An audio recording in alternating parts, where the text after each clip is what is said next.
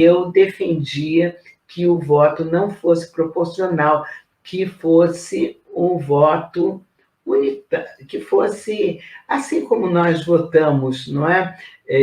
Para os cargos aqui do legislativo, dos governos do nosso país, não é? Então, eu defendia que todos tivessem o mesmo peso. E aí o reitor bateu com a mão assim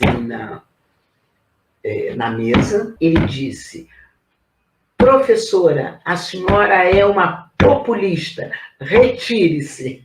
Foi mais ou menos assim, mas eu não me retirei, não.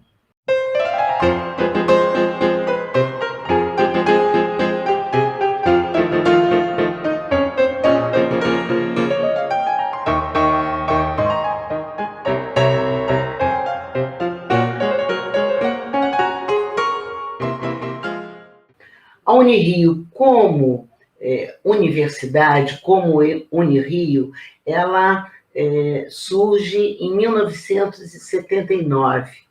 Ela vem, assim como outras instituições, outras universidades federais, ela vem formada por um conjunto de faculdades isoladas, não é? E que vão se reunindo num determinado momento. No nosso momento foi em 1979, e ela passou, então, por várias fases. Por exemplo, vou dar um exemplo, o Instituto Villa-Lobos, que hoje permanece o nome de Instituto Villa-Lobos, mas que é a escola de música da Unirio, que se chama Instituto Villa-Lobos, ela era o Instituto Villa-Lobos, ela era isolada, né? Eram instituições isoladas, assim como a biblioteca, o curso de biblioteconomia já existia antes de existir a Unirio, né? Eram cursos em instituições isoladas, federais, todas elas, né? E que depois se reuniram e formaram, então, em 1979, a Unirio. Quando a universidade começa a se estruturar, né, ela é diferente da Federação das Escolas Federais Isoladas do Estado do Rio de Janeiro, porque eram realmente escolões. E a partir da criação da universidade há assim, um novo sopro, né, de ideias e era uma necessidade, a universidade estava crescendo, estava precisando disso. E uma das questões que a gente ainda carrega pela Constituição da Unirio, pela federação, enquanto federação, é justamente, voltando a dizer, o conceito de universidade. Como eu disse, tem um tempo atrás que eu dei uma entrevista que eu falei, eu entendo que a Unirio ainda não se constituiu enquanto universidade, justamente por conta da sua origem. Num dos documentos que eu consultei, que eu vi também lá, e também aparece na dissertação da Carmen, que teve uma proposta, se não me engano, até pelo Guilherme de Figueiredo, se não me falha a memória, entre outros, né, porque são muitos nomes, de se mudar a nomenclatura dos institutos, né, da escola e tal, e não foi aceito, porque como ela ia trabalhar com o conceito de tradição, né, no sentido de que não era melhor manter as nomenclaturas, considerando a história de cada instituição daquela que veio formar a federação, né? Então, não se mudou. Centro de Ciências Humanas e Sociais, ele ocupava o prédio que hoje é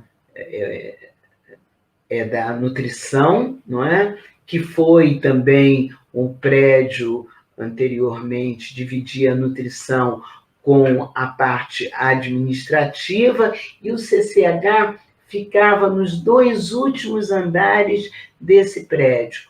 O último andar eram as salas de departamento, e o andar de baixo eram as salas de aula.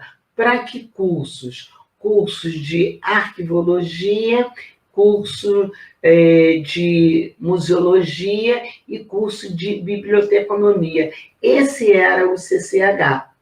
E tinham vários departamentos, né? E por que tinha um departamento de educação? Porque os cursos de museologia, de biblioteconomia e também de arquivologia tinham disciplinas da área de educação, mas não tinha ainda a escola de educação. Olha, faculdades isoladas são aquelas faculdades, eram faculdades que não tinham tradição de pesquisa, para começar. A área da saúde, eu fui a primeira docente a sair para um doutorado no exterior. Quando eu voltei, eu era a única que tinha um doutorado completo no exterior. A universidade estava começando a investir em pesquisa.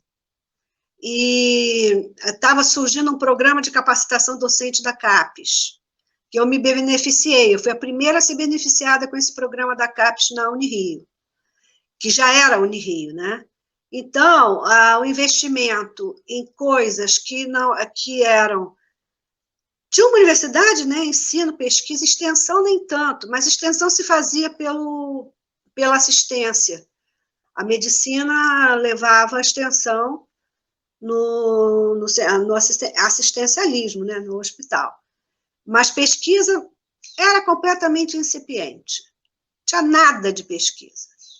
Então, quando se torna uma universidade, as coisas começaram a mudar, foi criada uma diretoria de pesquisa e que foi chefiada por uma pessoa que foi muito importante na minha vida, que foi o professor Ítalo Matoso, e que ele me chamou perguntando se ele via que eu tinha perfil para o doutorado, eu tinha acabado de terminar o mestrado, e se eu não queria ir para o exterior. Aí eu disse que sim, e comecei a batalhar para ir para outras universidades, para ir a uma universidade na Inglaterra. Só me interessava na Inglaterra por conta da língua, e por conta também do país, eu não queria ir para os Estados Unidos de jeito nenhum.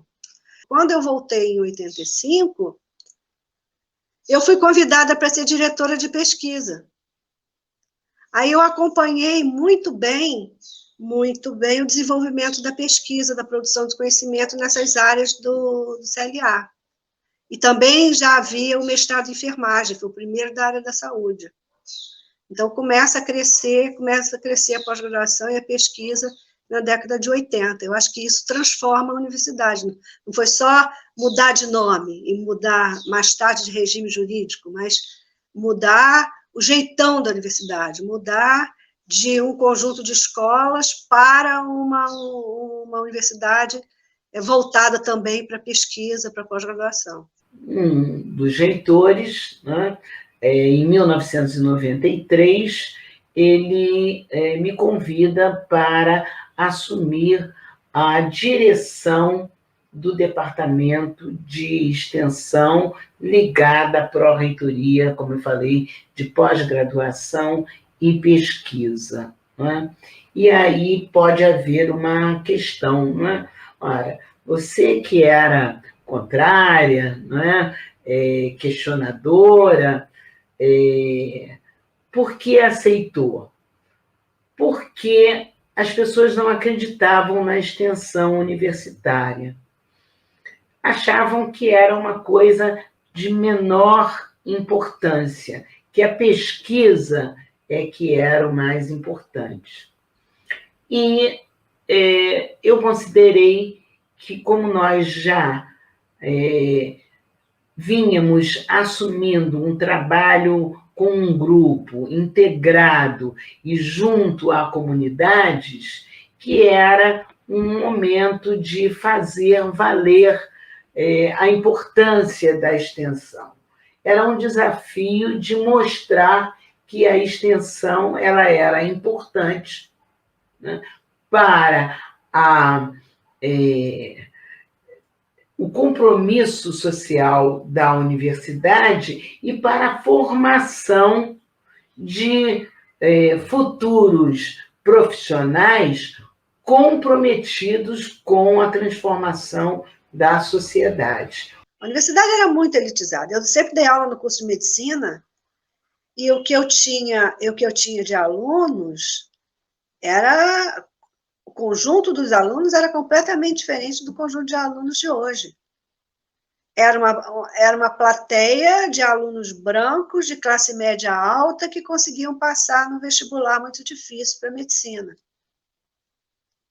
Então, hoje nós temos, né, as cotas que realmente coloriu a sala de aula. A gente tem gente de todas as estratos socioeconômicos. Na história mais recente, a Unirio, ela vai ter, na minha concepção, ainda muito empírica, tá? Ela vai ter uma guinada até no conceito do que é universidade, mais a partir do programa Reúne, tá? Porque ela vai crescer em número, com todos os problemas que a gente teve naquele momento, com toda a discussão, mas ela vai crescer em números, vai crescer em número de docentes, número de alunos, e aí ela vai tomando mais corpo no sentido, novos cursos vão surgir. Éramos universidade, mas nós éramos uma autarquia, né? E aí, então, passamos a deixar de ser autarquia e passamos em 2003, a gente teve que ter a alteração do nome.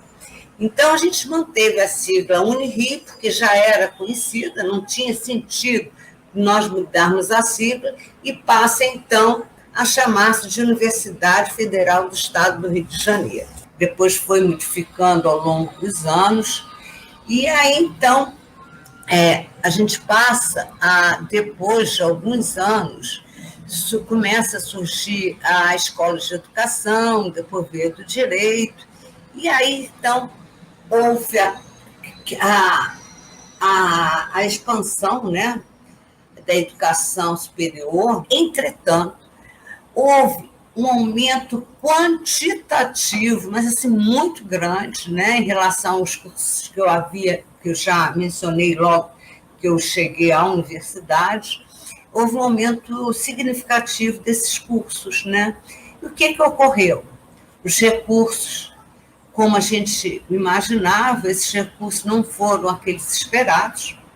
Aí, então, o que aconteceu? O aumento do número de cursos, mas não houve o número de professores. Quer dizer, essa carência, quer dizer que a gente nunca conseguiu ter um quantitativo suficiente, essa carência se reflete até hoje em alguns cursos.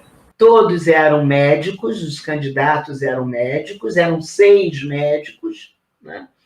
E a lista era sextupla, que tinha que encaminhar para a presidência da República, e eu já, nesse momento, me envolvi na campanha de um dos candidatos, fazendo campanha, né, para um dos candidatos que apresentavam propostas, a meu ver, mais emancipadoras, né?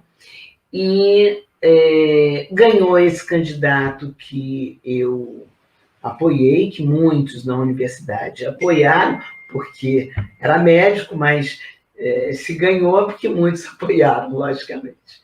Mas, para a surpresa de todos, né, porque nós todos estamos muito, muito empolgados com esse processo de retomada, né, de um espaço que se fazia mais democrático, né, nós, então, tivemos o 6º da lista, né, o que tinha sido menos votado, uma votação mínima, né? Esse foi o reitor da nossa universidade, né? E aí, logicamente, fizemos movimentos, mas não adiantou, era uma época ainda também muito difícil, não adiantou. A eleição foi um movimento lindo dentro da instituição. E candidataram-se 6 docentes Desses 6 docentes, o sexto, e era a lista sextupla, o sexto da lista foi o professor Osmar Teixeira Costa.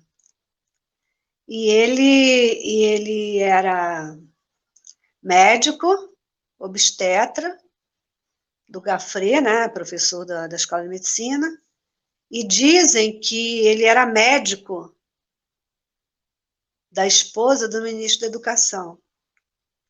Então, parece que houve uma certa influência desse tipo. Isso aí é folclore, isso aí eu não sei. Folclore entre aspas, né? Eu não sei exatamente se isso era verdade, mas era o que diziam. O fato que foi o sexto da lista, para tristeza da comunidade, né? O próximo, a campanha foi muito acirrada, foi muito bonita. Tinha debates no Vera Janacópolis, carregado de gente, sabe? Era assim, um momento de riqueza, de discussão da universidade, dos temas importantes da universidade, cada um com sua plataforma, se apresentavam com os seus pró-reitores. Era uma coisa muito intensa, muito intensa. Isso aí se perdeu.